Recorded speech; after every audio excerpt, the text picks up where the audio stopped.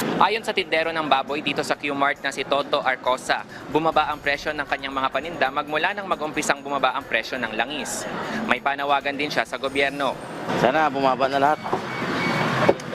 Oo, pati ang gas.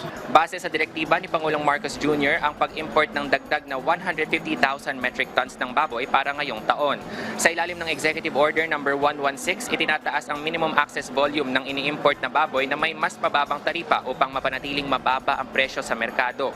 Bahagi ito ng Unified Package for Livelihoods, Industry, Food and Transport o UPLIFT program ng pamahalaan na layuning maibsan ang epekto ng tensyon sa Middle East at maproteksyonan ang mga apektadong sektor mula sa energy crisis. Si Rowena Reyes nagpagiling ng 2 kilong baboy para sa gagawing Shanghai. Ayon sa kanya, mas nagmura ang presyo ng baboy ngayon kumpara noong mga nakaraang linggo. Medyo mura naman kasi 300 lang ang kilo eh. Medyo bumaba ngayon. Sa pinakahuling price monitoring naman ng Department of Agriculture sa Metro Manila, nasa 285 to 380 pesos ang kilo ng laman habang nasa 320 hanggang 460 pesos naman ang liempo. Dito sa Mega Q-Mart ay pasok sa price range na yan ang bentahan kung saan nasa 300 to 315 pesos ang laman habang nasa 345 hanggang 360 pesos ang kilo ng liempo.